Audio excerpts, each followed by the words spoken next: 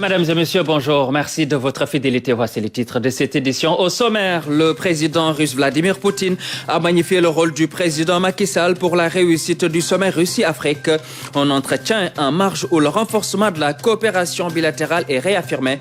De même qu'avec le groupe de chefs d'État africains qui a eu une séance de travail avec le chef du Kremlin. Prévention et gestion des inondations. 7 nouveaux bassins sont en construction aux environs du lac Rose. Des ouvrages qui seront surdimensionnés pour contenir le surplus d'eau pluviale. Le ministre Issa Diop était sur le terrain.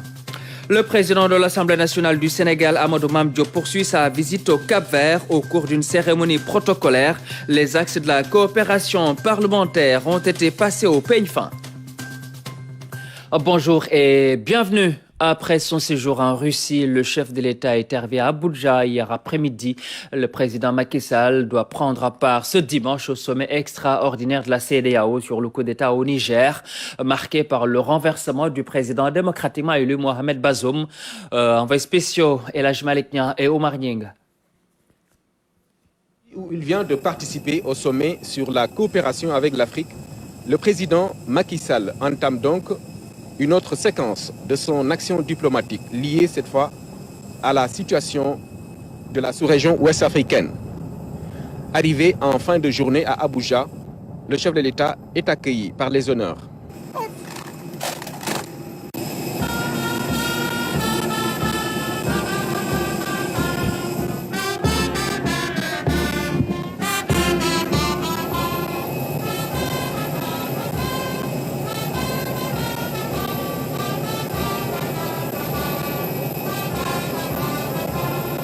À Abuja, le président Macky Sall vient rejoindre ses homologues de la CEDEAO pour examiner la situation au Niger. Un pays membre secoué en ce moment par un coup d'État militaire qui a renversé le président démocratiquement élu Mohamed Bazoum.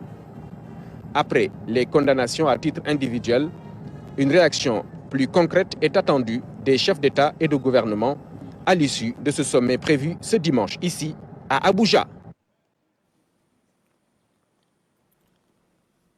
Voilà donc l'arrivée du président de la République, son Excellence M. Macky Sall à Abuja. Russie-Afrique, Vladimir Poutine a magnifié le rôle du président Macky Sall dans le renforcement de la coopération du sommet. Au plan bilatéral, le président russe s'est réjoui du partenariat fructueux entre le Sénégal et la Russie. Les deux chefs d'État se sont rencontrés en marge du sommet. Envoyés spéciaux Elhaj Malick Niang et Omar Nying. L'accueil cordial met en relief une convergence de vues entre les deux chefs d'État. Le rôle du président Macky Sall dans la coopération russo-africaine est salué par le président Vladimir Poutine. Notre rencontre à Sochi en juin 2022, vous y êtes rendu en tant que président de l'Union africaine et je me souviens de notre dialogue sur la politique en général. C'est là, en fait, que l'idée de cette deuxième édition du sommet est apparue et je vous ai proposé d'avoir ce sommet à Saint-Pétersbourg. Vous avez soutenu cette idée et voilà, nous sommes ici.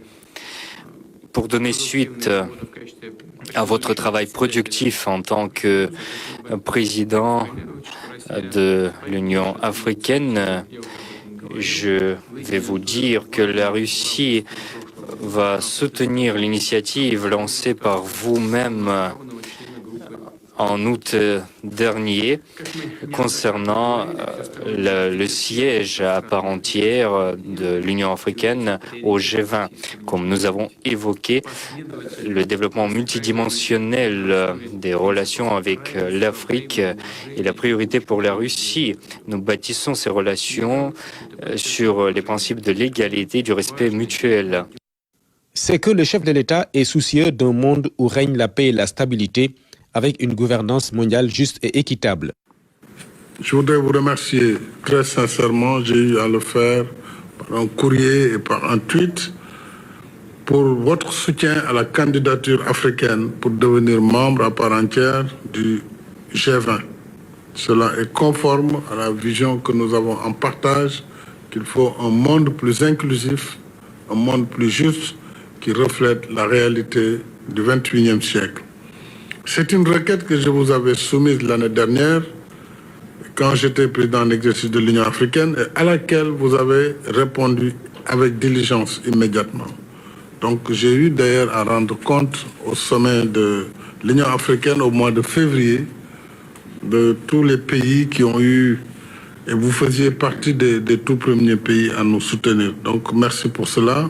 Nous comptons beaucoup sur votre compréhension, sur l'initiative que nous avons engagée en faveur de la paix. Parce que cela va consolider cette vision d'un monde multipolaire où l'Afrique va jouer de plus en plus un rôle majeur. Et je souhaite qu'avec la Russie, qu'on puisse étudier aussi les mécanismes sur l'achat de produits pétroliers et sur l'achat des fertilisants. Nous l'avions évoqué.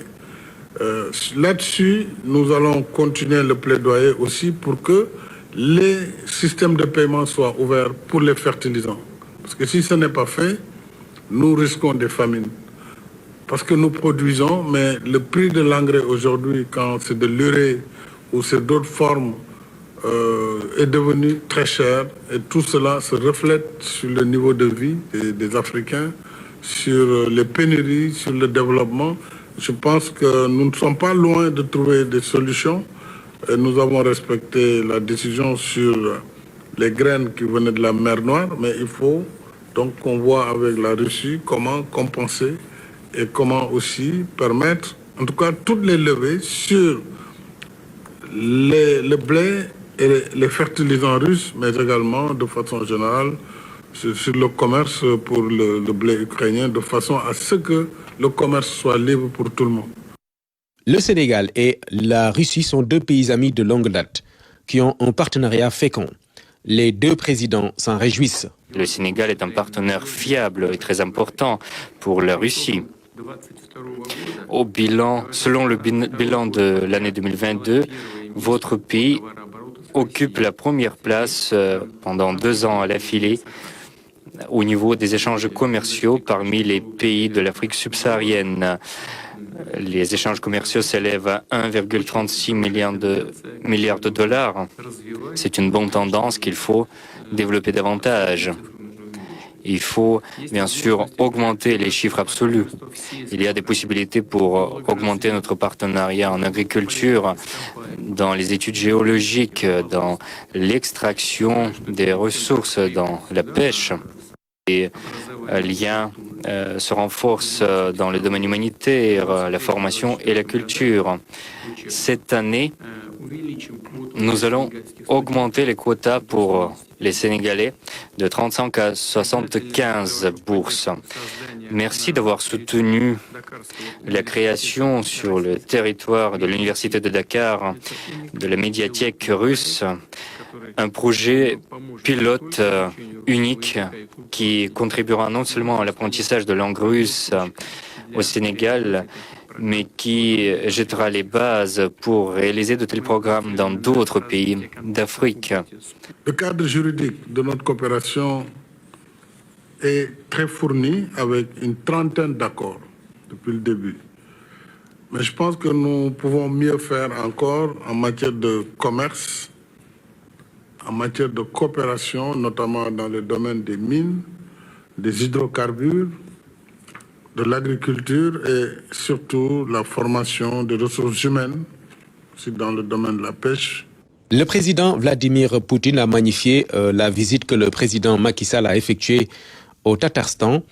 C'est une preuve que notre coopération va davantage se renforcer en touchant des domaines jusqu'ici inexplorés. Voilà, et puis nous allons à Abuja retrouver Oumar Nying. Oumar, bonjour. Le président de la République, son Excellence, M. Macky Sall, prend part ce matin au sommet extraordinaire des chefs d'État de la CEDEAO pour examiner la situation au Niger. Oui, cher Bamba, bienvenue à Abuja. Il faut dire que le sommet vient de se terminer à l'instant. Du moins, la recommandation a été lue venant du président de la commission de la CEDEAO. Et il faut dire que l'organisation communautaire est allée cette fois au-delà des mesures habituelles qu'elle prenait. En tout cas, au-delà des sanctions, elle a décidé de prendre des mesures fortes. La CEDEAO, il faut le dire, se réserve le droit d'intervenir au Niger et même d'utiliser, s'il le faut, la force pour rétablir l'ordre constitutionnel sur place. Il faut aller loin aussi dans cette mesure, du moins au plan économique, puisque au-delà de cette menace qui va donc à l'endroit de la junte militaire, la CEDEAO a décidé donc de prendre des mesures allant de suspendre les dirigeants, en tout cas ceux qui actuellement se proclament présidents de cette République contre donc ces autorités-là militaires.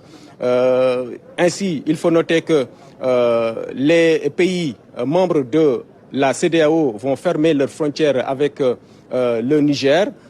Deuxièmement, interdiction de survol du territoire de tous les pays membres de la CEDEAO, mais aussi le gel des avoirs économiques, des avoirs financiers, autant pour moi, au niveau de la banque de la CEDEAO. Ces mesures donc vont entrer en vigueur dans une semaine, puisque la CEDEAO donne à la junte une semaine pour intervenir, et je vous l'ai dit tout à l'heure, s'il le faut même par la force, pour rétablir l'ordre constitutionnel et continuer ou permettre au président Bazoum de continuer d'exercer ses fonctions de président de la République. Donc, il faut retenir, cher Bamba, que la CEDEAO continue de reconnaître le président Bazoum comme seul président élu légitimement et démocratiquement au Niger. Et il y a des mesures économiques qui ont été prises, je l'ai rappelé tout à l'heure, des mesures auxquelles l'UEMOA s'est jointe, puisque l'organisation économique sous-régionale également est en phase avec la CEDEAO dans cette décision ou dans ces mesures qui ont été prises pour éloigner, il faut le dire comme ça, la junte militaire qui vient de faire un coup d'État au Niger. Voilà, merci beaucoup Omar Nying. Merci Omar Nying qui était en direct avec nous donc depuis Abuja. Nous retournons en Russie où le groupe de chefs d'État africains promoteurs de la paix en Ukraine a rencontré le président Vladimir Poutine. C'était en marge du sommet Russie-Afrique. Le président de la République, son Excellence, M. Macky Sall et ses homologues ont eu des assurances du président russe sur les aspects humanitaires liés à la remise des enfants et l'échange de prisonniers. À propos de l'accord céréalier de la mer Noire, le président russe a exprimé toute sa disponibilité. Envoyé spécial Elhaj Malik Nia et Oumar Nyenga. La consultation entre les pays membres du groupe africain des bons offices sur la guerre russo-ukrainienne et le président Vladimir Poutine s'est soldée par l'adoption de points importants. On peut citer les aspects humanitaires liés à la remise des enfants à l'Ukraine, l'échange des prisonniers, mais également la reconduction de l'accord céréalier sur la mer Noire. De larges échanges francs et conviviaux. Le président Vladimir Poutine s'est montré ouvert aux bons offices de la partie africaine.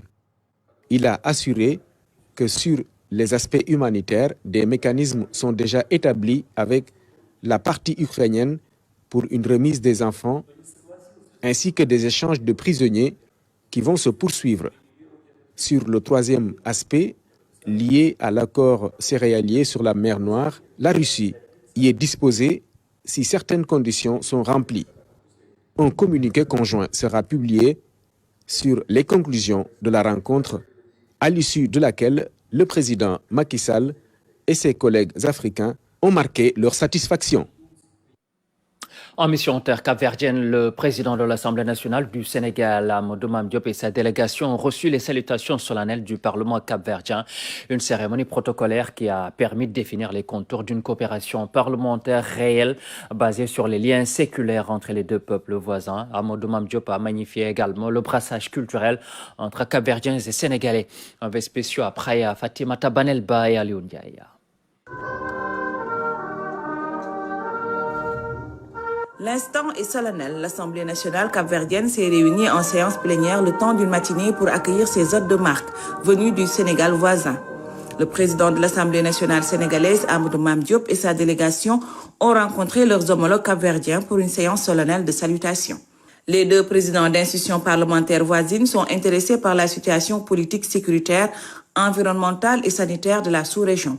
L'Afrique de l'Ouest confrontée à des défis auxquels il faut faire face dans l'unité et la concertation. Cette vision partagée par nos deux peuples se mesure au baromètre des importantes avancées de notre organisation communautaire, la Communauté économique des États de l'Afrique de l'Ouest, considérée comme un modèle d'intégration réussi en Afrique.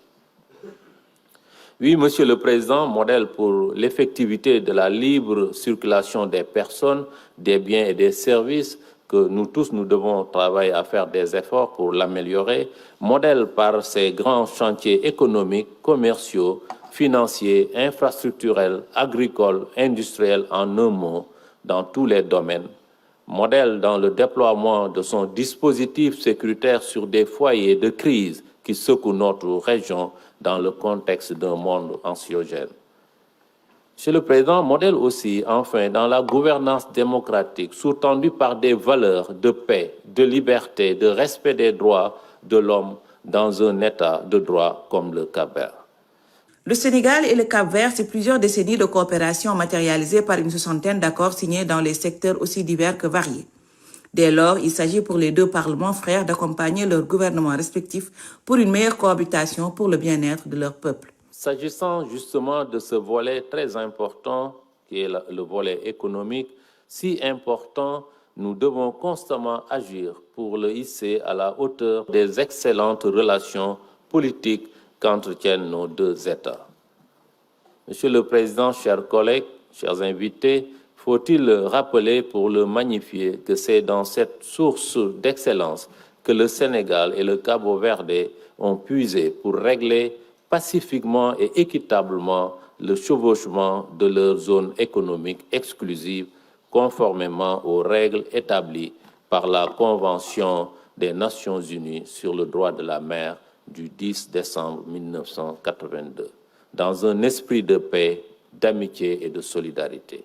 Ces parlementaires se sont engagés pour un changement de paradigme à travers la coopération et la défense de l'État de droit, mais également par la promotion de la paix avec l'engagement des acteurs politiques et des intellectuels du continent.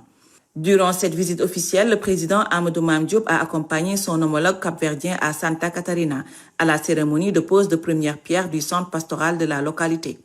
Par ailleurs, cette visite au Cap-Vert a été mise à profit par le président Amadou Mame Diop pour rencontrer une délégation de la communauté sénégalaise vivant au Cap-Vert, en présence de l'ambassadeur du Sénégal à Praia et de ses collaborateurs. Après avoir magnifié les avancées notées au Sénégal sous l'impulsion du président de la République Macky Sall, nos compatriotes ont échangé sur quelques points liés à leurs conditions de séjour. Et puis nous en venons à la partie consacrée aux régions dans cette édition.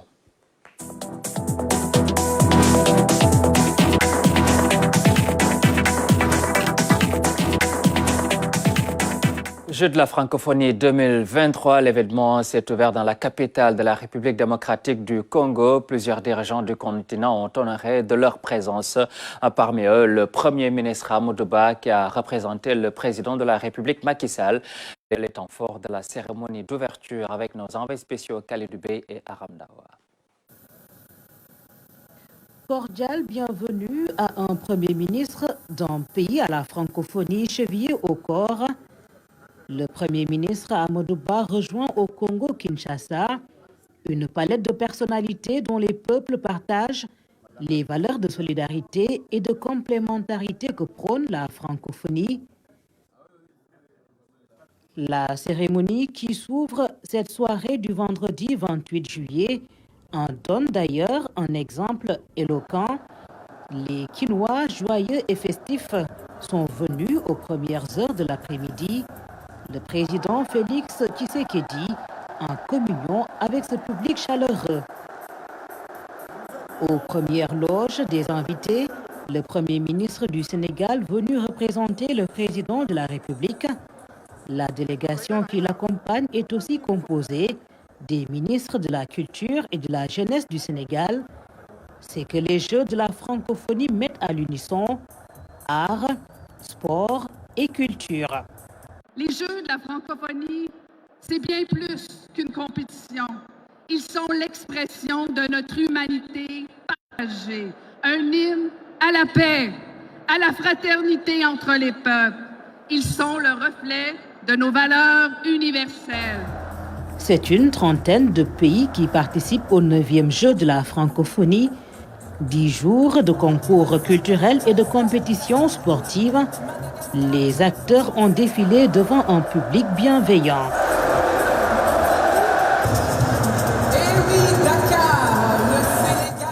Le Sénégal et sa forte délégation bien visible. J'y étais à côté de son ami et frère, le président Tshisekedi. Le président Faure aussi était présent et d'autres chefs de gouvernement. Nous avons vu une cérémonie très riche, stade rempli, près de 80 000 spectateurs. Tous les pays, 40 délégations ont défilé. Le gouvernement a pris toutes les dispositions, a déjà pris toutes les dispositions pour que la délégation soit dans de bonnes conditions. Nous avons une forte délégation de 165 personnes qui va participer à plusieurs épreuves. Même dans le domaine de la culture aussi, nous avons de la représentation. C'est le Sénégal dans son ensemble qui va participer à ces Jeux de la francophonie pour montrer toute l'importance que le gouvernement attache à la francophonie. Athlétisme, basketball, cyclisme, football, handisport, judo, lutte, tennis de table. Le Sénégal est attendu dans toutes ces disciplines. Les acteurs culturels du pays sont aussi fortement représentés à Kinshasa pour faire parler leur talent dans diverses épreuves. On parle de l'afrobasket féminin. Les Lions du Sénégal ont perdu leur premier match face à l'Ouganda hier après-midi à Kigali. Score 85-83, 2 points d'écart. Il faut dire que c'est l'une des plus grandes surprises de ces débuts de compétition. Le résumé du match avec Ibrahim Mboup. Terminé. L'Ouganda qui bat le Sénégal sur le score de 85-83. Le petit poussé ougandais a surpris l'ogre sénégalais. Les Lions, 11 fois championnes d'Afrique, l'équipe la plus titrée du continent, concède une défaite d'entrée de jeu devant l'Ouganda qui participe seulement à son 3e Afrobasket. Début de match poussif du Sénégal, bousculé par les gazelles. Mais grâce aux 10 points d'Aya Traoré, les Lions remportent le premier carton, 21. C'était le jeu. Donc, pour moi, aujourd'hui, c'est derrière nous. Donc, maintenant, il faut se concentrer sur le match de demain. Je pense que toute équipe présente aujourd'hui est venue pour gagner la coupe.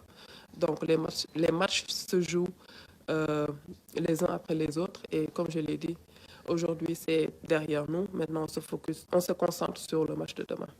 Ouais, des impressions de déception quand on perd un match, surtout contre l'Ouganda, un match pour lequel on était largement favori. Mais la stratégie a marché de leur côté. Je pense qu'ils ont fait un super match et nous, on n'a pas été bon. On n'a pas été bon. En défense, on n'a pas été bon. En attaque, dans la recherche du jeu collectif, on n'a pas été bon, à part Aya. Et deux autres qui ont pu tirer le épingle du jeu. Mais je pense que nous sommes dans un championnat africain où c'est vrai que perdre aujourd'hui est un peu compliqué pour la suite, mais il faut se mobiliser. C'est possible de gagner demain devant le Mali et on va le faire. Après, ça va se jouer au goal average. Donc, c'est vrai qu'on est un peu déçus, même très déçus, mais nous sommes des combattants. On va aller se réhydrater, se reposer. Essayer de trouver l'énergie qu'il faut pour gagner demain. Et on va y arriver, Inch'Allah. Oui, on a pêché essentiellement sur 2 points. Les secondes chances et les tirs à 3 points. Là, on a mis 15 sur 50. Ils nous ont poussé à tirer, on est obligé de tirer. On a tiré, on n'a pas réussi à part Aya qui a retrouvé. Donc c'était ça que je disais hier, c'était un match stratégique où il fallait soit marquer, soit se mettre en difficulté. Parce que le stratégie, c'est de rester sous le panier, de densifier le jeu. Mais là, nous, on n'a pas été bon en deuxième chance et au tir. Voilà, Tafagé qui a analysé cette défaite face à l'Ouganda. Autre aspect de l'actualité, je vous le disais en titre, 7 nouveaux bassins sont en construction aux environs du lac Rose. L'État veut protéger le site qui a reçu une énorme quantité d'eau l'année dernière. Le ministre de la Gestion et de la Prévention des inondations l'a annoncé au cours d'une visite des ouvrages dans le département de Rufisque. Issa Diop a parcouru les différents chantiers qui sont engagés. Maman Moussagna, reportage. Le lac Rose a vécu l'année dernière une période difficile. Les eaux de pluie l'ont envahi, le site a perdu de son charme. Conséquence, les acteurs ont subi un préjudice. L'État veut sauver le lac et redonner espoir aux acteurs. Au-delà de ce qu'on est en train de faire dans la base marine, il y a aussi 2 autres bassins qui seront érigés au niveau du terrain de Madiagne sur 2 hectares, 1 hectare pour chaque bassin. Nous sommes présentement au niveau du terrain de Ahmed Khalifa Niasse, qui a aussi donné l'autorisation pour qu'on érige sur son terrain 2 grands bassins. Et au nom du chef de l'État, nous remercions tous ces Sénégalais qui ont eu à contribuer à l'effort. Nous sommes en train de prendre en charge ce problème parce que cette zone a été très impactée lors de l'hivernage 2022. Et nous espérons qu'avec ces mesures, avec ces 7 bassins que nous allons ériger, plus les autres travaux secondaires, pour dire simplement qu'il y a beaucoup d'actions qui ont été menées, qu'on puisse minimiser les risques d'inondation. Je tiens particulièrement à magnifier le geste d'Ahmed Khalifa Niasse. Je remercie aussi le ministère et particulièrement le ministre ainsi que les services concernés, aussi bien aussi le commandement territorial, d'avoir démarré les travaux. Parce que démarrer les travaux, ça ne veut pas dire coûte que coûte qu'on a creusé. Démarrer les travaux, c'est déjà négocier, identifier, prendre possession, ce qui a déjà été fait. Et à partir de lundi, Inch'Allah, les PEL vont travailler sur ce dernier point. Parce que les points que le ministre a cités en amont sont déjà en cours de réalisation. Le ministre Issa Diop s'est rendu après le lac Rose et ses environs dans différents sites du département de Rufisque. Partout, il a visité des travaux de prévention et de gestion des inondations en cours. Il n'a pas manqué de donner des instructions fermes pour la construction de nouveaux bassins. Donc, nous avons vu que la situation est sous maîtrise. L'autre chose, c'était de voir l'état d'avancement des travaux au niveau de la base militaire française à Kounoun, où son Excellence le président Macky Sall a donné instruction pour qu'on érige dans la base marine 3 bassins, parce que cette zone a été la zone la plus impactée lors de l'hivernage 2022. Et aujourd'hui, pour prendre des mesures anticipatives et préventives, les travaux sont en train d'avancer à un rythme satisfaisant. Au niveau du Dalo de Taoufekh, le pont a été repris par la direction de la gestion et de la prévention des inondations. L'année dernière, l'ouvrage s'était effondré. Le ministre a promis de faire un suivi régulier des travaux de construction et de gestion des ouvrages. La prévention et gestion des inondations au Sénégal. Ailleurs, elles font des ravages. En Italie, au moins 13 morts ont été notés dans ces inondations. En France, des précipitations records enregistrées en région parisienne. Vendredi, en Espagne, en Nouvelle-Écosse et la partie orientale du Canada. Les fortes pluies également ont engendré des pertes en vies humaines et d'énormes dégâts matériels. Le récit de Mamadou Sakine. En Italie, au moins 13 personnes ont trouvé la mort à cause des inondations. Plusieurs habitants ont été piégés dans les eaux pendant 24 heures. Les interventions des sapeurs-pompiers italiens ont duré toute la journée. Dans certains endroits, comme la ville touristique de Lugue, les rivières sont sorties de leurs lits, obligeant les populations à rester terrées à l'intérieur des maisons. Pas d'eau potable ni d'électricité. Les récoltes détruites. En France, de fortes pluies se sont abattues sur Paris vendredi, occasionnant des inondations sur certaines voies de circulation. Selon plusieurs médias français, 24 mm de pluie sont tombés en une demi-heure. On parle même d'un record de précipitations depuis 2018. Conséquence, le trafic ferroviaire a été perturbé vendredi soir et encore ce samedi matin en raison d'une panne liée à la foudre. Dans la ville de Saragosse, en Espagne, des intempéries ont été notées sans faire de victimes, mais les pompiers ont dû intervenir pour secourir certaines personnes coincées dans leur voiture. Une situation qui a également perturbé la circulation des trains.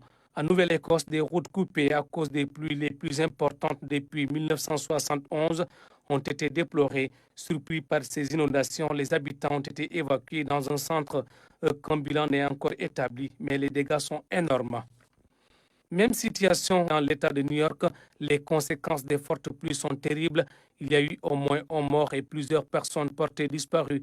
12 000 personnes vivent sans électricité. Les dégâts sont estimés à des millions de dollars, selon les autorités. Voilà, mesdames et messieurs, c'est la fin de cette édition. Merci de l'avoir suivi. Merci de votre fidélité. Merci également à toute l'équipe de coordination. Mais dans un instant, je vous retrouve pour la version Wolof.